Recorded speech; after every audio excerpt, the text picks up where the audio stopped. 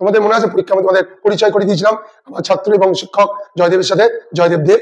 তা মাধ্যমিকের কিছু চ্যাপ্টার ও সাজেশন দিয়েছিল এবং যেগুলো কিন্তু প্রায় সঠিকভাবে আমাদের মাধ্যমিক পরীক্ষা এসেছিল। আজকে আমরা যে ভিডিওটা আমরা করছি এখানে চ্যাপ্টার 14 সম্বন্ধে আমরা কিছুটা আলোচনা করবো, অর্থাৎ অংশীদারি কারবার সম্বন্ধে। এর দুটো অংশ, একটা হচ্ছে সরল আর একটা হচ্ছে মিশ্র। এই সরল ব্যাপারটা আজকে প্রথম যেটা আমরা আলোচনা করব সেটা হচ্ছে সরল। আনুপাতিক ভাগাহার করা যে শিখেছি সেটা প্রয়োগ করে আমরা কি করব, এই লাভটাকে এদের মধ্যে ভাগ করব।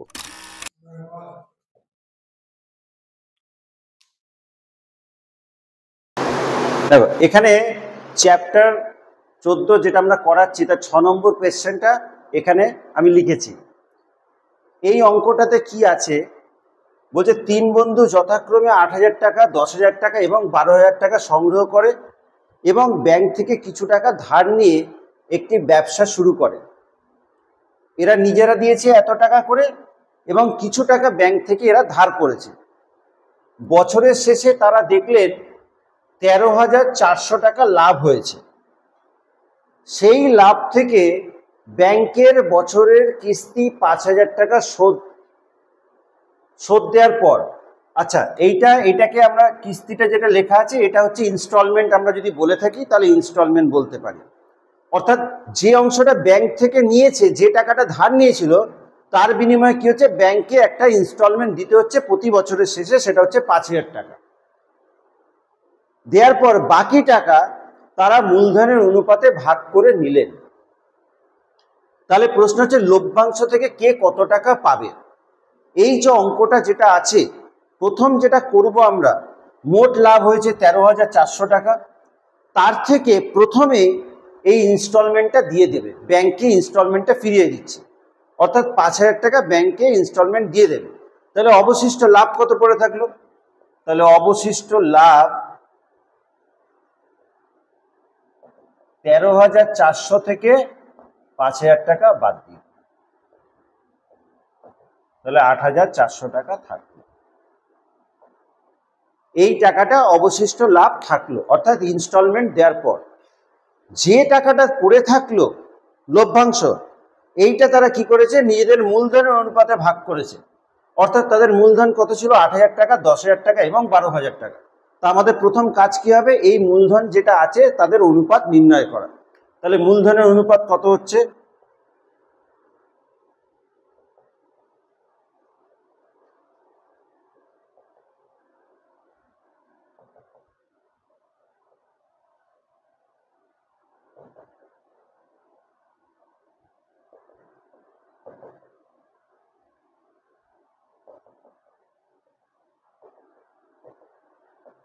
ফোর 4:5:6 হয়ে যাচ্ছে। এবার এই লভ্যাংশটাকে অর্থাৎ 8,400 টাকাটাকে এই অনুপাতে আমরা ভাগ করব। ভাগ করলেই পেয়ে যাব যে প্রথম বন্ধু কত টাকা লভ্যাংশ পাবে, দ্বিতীয় বন্ধু কত টাকা লভ্যাংশ পাবে এবং তৃতীয় বন্ধু কত টাকা লভ্যাংশ পাবে। এই অংশটা আমি আগের অঙ্কেও দেখিয়েছি, তাই আর দেখালাম না। এটা আমরা এই অনুপাতে এই টাকাটাকে ভাগ করব। ভাগ করলে আমরা প্রথম বন্ধু, দ্বিতীয় বন্ধু এবং তৃতীয় বন্ধুর লভ্যাংশের টাকাটা আমরা এখান থেকে পেয়ে যাব। আমাদের এই চ্যাপ্টারের 15 নম্বর কোয়েশ্চেনটা যদি আমরা দেখি, এখানে কোয়েশ্চেনটা যেটা দেয়া আছে বলছে, পূজা, উত্তম এবং মেহের যথাক্রমে 5,000 টাকা, 7,000 টাকা এবং 10,000 টাকা মূলধন নিয়ে অংশীদারি কারবার এই শর্তে শুরু করে যে, এবার শর্তগুলো কি দেয়া আছে বলছে, কারবার চালানোর জন্য মাসিক খরচ 125 টাকা, হিসাবপত্র রাখার জন্য পূজা এবং উত্তম প্রত্যেকে মাসিক 200 টাকা পাবে। বছরের শেষে 6,960 টাকা লাভ হলে তা থেকে কে কত টাকা পাবে। এখন এই যে অঙ্কটা আছে এখানে প্রথমত প্রথম শর্তটা আছে কারবার চালানোর জন্য মাসিক খরচ 125 টাকা, অর্থাৎ প্রতি মাসে 125 টাকা করে খরচ আছে কারবারটা পরিচালনা করার জন্য। তাহলে এক বছর, মানে আমরা বছর হিসাব করছি, তাহলে 12 মাস, তাহলে 12 মাসের মোট খরচ কত আগে আমরা এখানে বার করে নেব। তাহলে কারবার চালানোর জন্য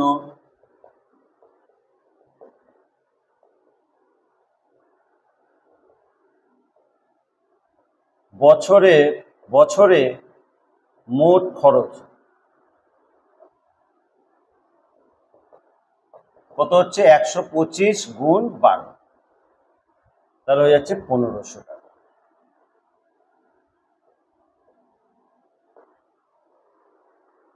এই টাকাটা কি হচ্ছে, 1500 টাকা কি হচ্ছে, কারবার পরিচালনা করার জন্য বছরে একটা খরচ আছে, সেইটা আমরা বার করলাম, 1500 টাকা বেরোলো। এবং কারবারে দেখা যাচ্ছে দুজন এখানে শ্রম দিচ্ছে, অর্থাৎ পরিশ্রম করছে কারবারে। তাতে দেখা যাচ্ছে যে এখানে আছে পূজা এবং উত্তম, এরা শুধু ইনভেস্টমেন্ট করেনি, এরা শ্রমটাও দিচ্ছে। তার মধ্যে কে কে আছে, পূজা এবং উত্তম। এরা যে শ্রমটা দিচ্ছে তার বিনিময়ে এদের কিছু প্রাপ্য টাকা আছে, অর্থাৎ তাদেরকে মাসে এখানে দেখা যাচ্ছে তাদের প্রত্যেককে মাসে 200 টাকা করে দেওয়া হবে প্রত্যেককে। তাহলে প্রথমে আছে পূজা, তাহলে পূজা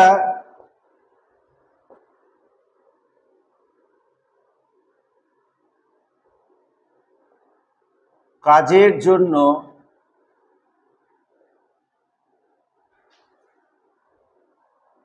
বছরে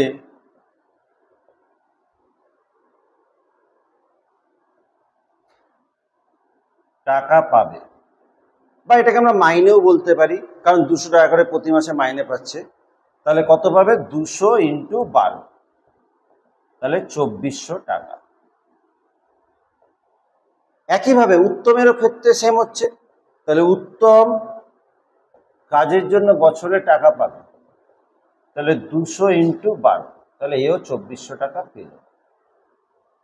তার মানে কি হলো, দেখা যাচ্ছে যে মোট লাভ ছিল 6960 টাকা। এই মোট লাভের থেকে কারবার চালানোর জন্য বছরে খরচ হচ্ছে 1500 টাকা, পূজা বছরে কাজের জন্য পাচ্ছে হচ্ছে 2400 টাকা, একইভাবে উত্তম কাজের জন্য বছরে পাচ্ছে 2400 টাকা। তাহলে আরো তো কিছু টাকা পড়ে আছে, সেই টাকাটা আমরা একটুখানি বার করে নিই। তাহলে অবশিষ্ট লাভ, তাহলে 6960 টাকা থেকে এগুলো যোগ করে বাদ দিয়ে দেব।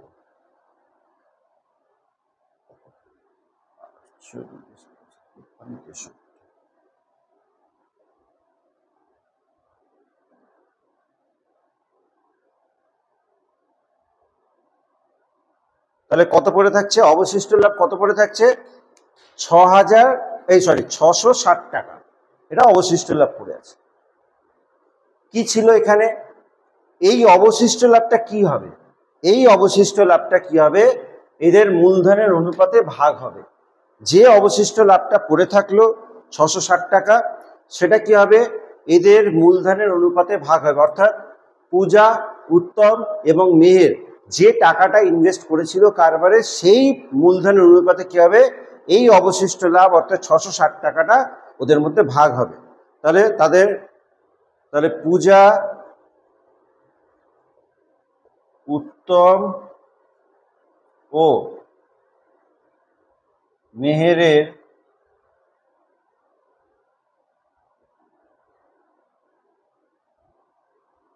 মূলধনের অনুপাত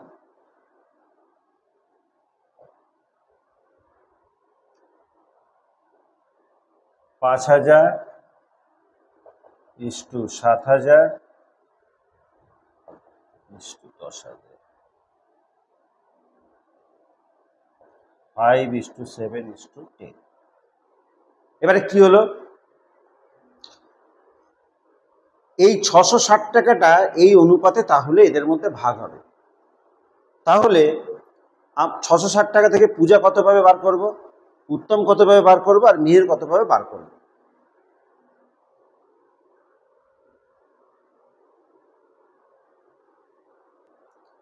দেখা যাচ্ছে তাহলে 660 টাকাটা এই অনুপাতে ওদের মধ্যে ভাগ হচ্ছে। তাহলে এই 660 টাকা থেকে এই অনুপাতে যদি বার করি, তাহলে পূজা কত পাবে, তাহলে অবশিষ্ট লাভ থেকে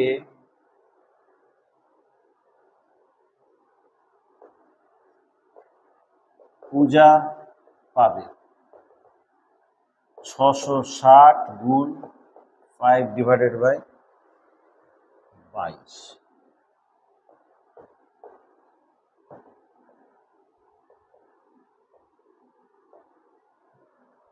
অবশিষ্ট লাভ থেকে উত্তম পাবে।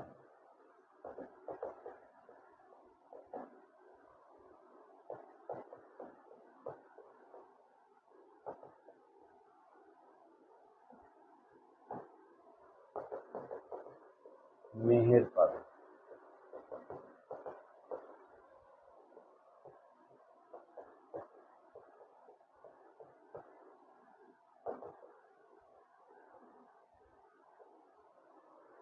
তাহলে কি হলো? তাহলে পূজা এখানে পেয়েছে 2400 টাকা আর এখানে পেয়েছে 150 টাকা।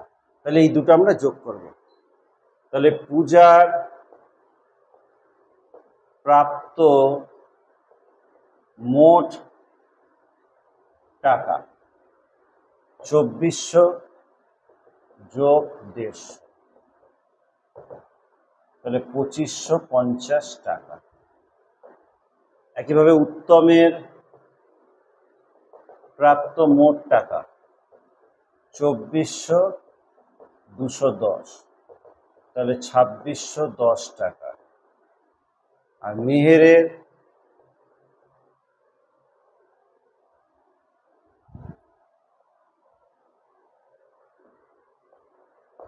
প্রাপ্ত মোট লাভ, মেহের তো শুধু এই অংশটাই পেয়েছিল 300 টাকা, তাহলে 300 টাকা।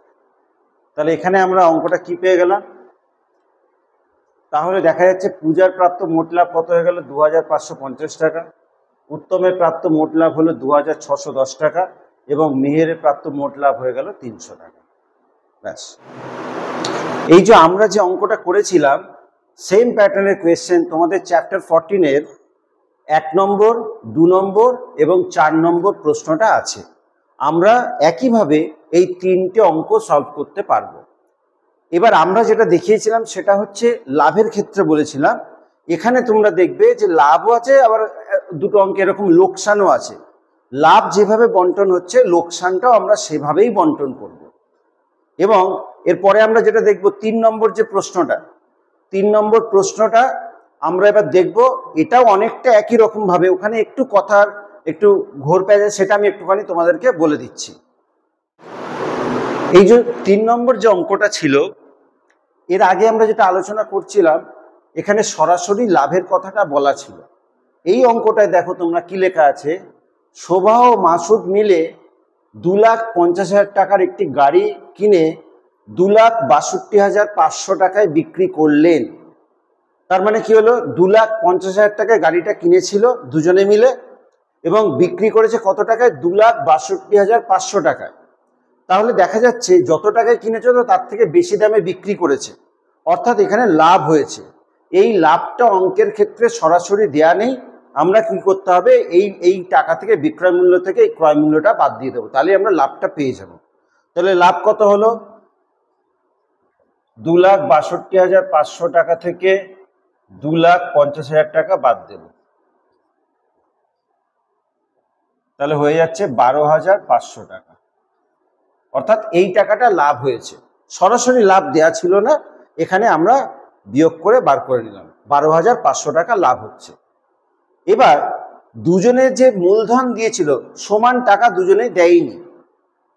কি হয়েছিল?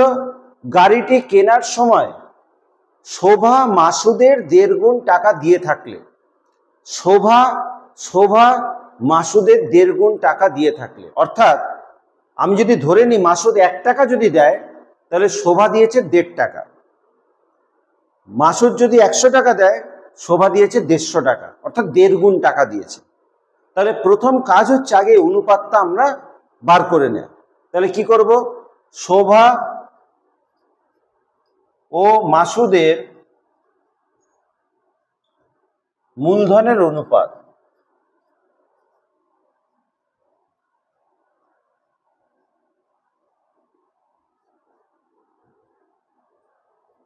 এক পূর্ণ 1/2:1। তাহলে এটা কত হয়ে যাচ্ছে? 3/2:1। এবার এখানে নিচে হর 2 আছে, এখানে কিছু নেই মানে 1 আছে। তাহলে 2 আর 1-এর লসগু যদি 2 হয় তাহলে আমরা এখানে এটাকে 2 দিয়ে গুণ করে দেবো, হরগুলোর লসগু বার করে সেটা দিয়ে প্রত্যেক কটাকে গুণ করে দেবো। তাহলে হয়ে গেল কত? 3:2। তাহলে আমরা কি পেলাম? শোভা এবং মাসুদের মূলধনের অনুপাত পেয়ে গেলাম। এবং কত টাকা লাভ হয়েছে পেয়ে গেলাম আগের অঙ্ক অনুযায়ী। তাহলে আমরা এখান থেকে আনুপাতিক ভাগার করে এই 12,500 টাকার মধ্যে শোভার কতটা লাভ আছে আর মাসুদের কতটা লাভ আছে আমরা ক্যালকুলেট করতে পারবো। আচ্ছা, এখানে আমরা একটা অঙ্ক লিখেছি। এই যে অঙ্কটা যেটা আছে কি লেখা, মারিয়া ও সায়ন যথাক্রমে 25,000 টাকা ও 35,000 টাকা মূলধন নিয়ে অংশীদারি কারবার নিম্নলিখিত শর্তে শুরু করে। দুজন আছে এবং প্রথম জন দিয়েছে 25,000 টাকা, দ্বিতীয় জন দিয়েছে 35,000 টাকা। শর্তটা কি বলেছে? প্রথমে বলেছে মোট লাভের 1/3 প্রথমে সমান ভাগে ভাগ করা হবে। 1/3 মোট লাভে কি করবে? সমান ভাগে ভাগ করবে। আর দ্বিতীয়টা কি আছে? অবশিষ্ট লাভ মূলধনের অনুপাতে ভাগ করা হবে। এটা দেয়া আছে এবং বলা আছে বছরের শেষে মোট 36,000 টাকা লাভ হলে কে কত টাকা লভ্যাংশ পাবে। অর্থাৎ আমি যখন প্রথমে একদম ভিডিও স্টার্টিং আমি বলেছিলাম যে এই অংশীদারি কারবার কিছু শর্তের উপর ডিপেন্ড করে, এখানে সেরকমই একটা শর্ত দেয়া আছে। আমরা এই অঙ্কটাকে এর আগে যে অঙ্কগুলো আমরা আলোচনা করলাম মূলধনের অনুপাতে সরাসরি আমরা লভ্যাংশটাকে ভাগ করেছিলাম। এখানে যেটা করা আছে, এখানে দুটো শর্ত দেয়া আছে। প্রথমত মোট লাভের 1/3 প্রথমে সমান ভাগে ভাগ করবে এবং অবশিষ্ট যে লাভটা থাকবে সেটা মূলধনের অনুপাতে ভাগ করা হবে। তো আমরা এই অঙ্কটা করতে গিয়ে প্রথমে যেটা করব সেটা হচ্ছে আমি একটা ডায়াগ্রামের মতো করছি, করলে অঙ্কটার জিনিসটা আমরা বুঝে যাব যে কি হচ্ছে না হচ্ছে। তো প্রথমে কত আছে? মোট লাভ হচ্ছে, মোট লাভ দেয়া আছে 36,000 টাকা, এটা দেয়া আছে। এর দুটো অংশে ভাগ হবে, একটা হচ্ছে 1/3 অর্থাৎ 1/3 মানে কত? আগে আমরা এখানে ক্যালকুলেট করে নিই। 36,000 টাকার 1/3, তার মানে কাটাকাটি করলে হচ্ছে 12,000 টাকা এটা হচ্ছে। এই যে 1/3 প্রথমে সমান ভাগে ভাগ হবে। তাহলে ছিল কজন? দুজন ছিল। তাহলে এই 12,000 টাকা থেকে কোন দুজন ছিল? মারিয়া এবং সায়ন। তাহলে এটাকে যদি সমান দুভাগ করা হয় তাহলে মারিয়া পাবে এখান থেকে কত? মারিয়া পাবে 6,000 টাকা আর সায়ন পাবে 6,000 টাকা। অর্থাৎ এই 12,000 টাকা সমান ভাগে ভাগ হলো, সেখান থেকে মারিয়া 6,000 টাকা পেল এবং সায়ন 6,000 টাকা পেল। এবার চলে আসছি 2 নম্বর যে শর্তটা দেওয়া ছিল, তাতে কি লেখা ছিল? অবশিষ্ট লাভ। তাহলে মোট লাভ ছিল 36,000 টাকা, তার মধ্যে 12,000 টাকা অলরেডি আমরা ভাগ করে ফেলেছি। তাহলে অবশিষ্ট লাভ কত থাকলো? তাহলে অবশিষ্ট লাভ, তাহলে এখানে 36,000 টাকা থেকে 12,000 বাদ দিয়ে দেবো, 12,000 বাদ দিয়ে, তাহলে হয়ে যাবে 24,000 টাকা। এই টাকাটা তারা কি করছে? মূলধনের অনুপাতে, এই যে মূলধনের অনুপাতে ভাগ করবে। তাহলে আমরা যদি মূলধনের অনুপাতটা লিখি তাহলে মূলধনের অনুপাত কত?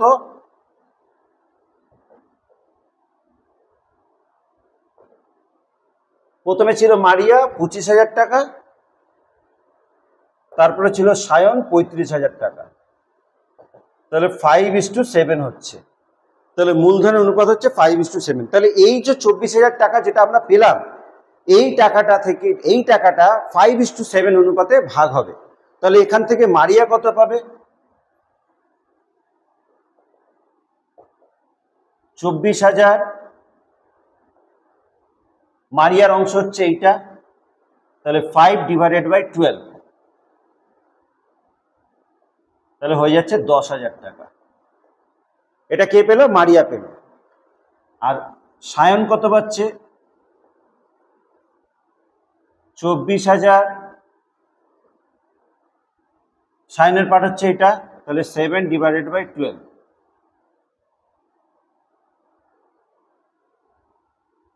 তাহলে হচ্ছে 14,000। তাহলে কি হলো? আলটিমেটলি অঙ্কটা কি দাঁড়ালো? তাহলে মোট লাভ ছিল 36,000 টাকা, তার 1/3 বার করলাম, তাহলে হয়ে গেল 12,000 টাকা। এই 12,000 টাকা দুজনের মধ্যে সমান ভাগ হবে, এই যে বলেছিল সমান ভাগে ভাগ করা হবে। তাহলে প্রত্যেকে এখান থেকে পেল হচ্ছে, মারিয়া পেল 6,000 টাকা এবং সায়ন পেল 6,000 টাকা। এবারে অবশিষ্ট লাভটা আমরা বার করছি। তাহলে 36,000 টাকা ছিল মোট লাভ, তার থেকে অলরেডি 12,000 টাকা আমাদের ভাগ হয়ে গেছে। তাহলে আমি কি করলাম, 36,000 টাকা 12,000 বাদ দিয়ে দিলাম, তাহলে পড়ে থাকলো 24,000 টাকা। এই 24,000 টাকাটা থেকে আমি প্রথমে কি, এই 24,000 টাকা কি হবে, মূলধনের অনুপাতে ভাগ হবে দুজনের মধ্যে। তা আমি মূলধনের অনুপাতে করে নিয়েছি এখানে 25,000 ইস্টু 35,000, তাহলে 5:7। তাহলে এই 24,000 থেকে মারিয়া কত পাবে, তাহলে 24,000 ইন্টু 5/12, তাহলে 5/12 লিখলাম, কাটাকাটি করে এখানে মারিয়া পেলো 10,000 টাকা। একইভাবে সায়নের যদি ক্যালকুলেশন করি, এখানে হচ্ছে 24,000 ইন্টু 7/12, এখানে বেরোলো সায়নের পার্ট বেরোলো 14,000 টাকা। তাহলে কি হলো আলটিমেটলি, তাহলে মারিয়া এখানে পেয়েছে 6,000 টাকা, এখানে পেয়েছে 10,000 টাকা। তাহলে মারিয়ার প্রাপ্ত মোট লভ্যাংশ কত হয়ে যাচ্ছে, 6,000 আর 10,000 কি করবো, যোগ করে দেবো। যোগ করলে কত হয়ে যাচ্ছে, 16,000 টাকা। এবং সায়নের কত পেয়ে যাচ্ছি, সায়ন এখানে পেয়েছে 6,000, এখানে পেয়েছে 14,000, তাহলে মোট হয়ে যাচ্ছে 20,000 টাকা। তাহলে মারিয়ার প্রাপ্ত মোট লাভ কত, 6,000 প্লাস 10,000 16,000, এবং সায়নের প্রাপ্ত মোট লভ্যাংশ কত, 6,000 প্লাস হচ্ছে 14,000 অর্থাৎ 20,000। এই হচ্ছে এই অঙ্কটা করা হলো। তোমরা বইয়ে এরকম অঙ্ক তোমরা পেয়ে যাবে, এক্সারসাইজে এরকম অঙ্ক আছে এবং নিজে করিতেও একটা এরকম অঙ্ক দেয়া আছে। আমরা যদি বইয়ের অঙ্কটা দেখি, এইরকম অঙ্ক বইয়ে দেখবে দেয়া আছে, সেম প্যাটার্নের কোয়েশ্চেনে। বইয়ের কোয়েশ্চেন নাম্বার হচ্ছে 5 এবং 8, এই দুটো কোয়েশ্চেন এইরকম অঙ্ক দেয়া আছে। তোমরা এক্সারসাইজের এই দুটো অঙ্ক করতে পারবে। এটা যদি ঠিকঠাক করে তোমরা বুঝতে পারো, তাহলে এই দুটো অঙ্ক আমরা করতে পারবো।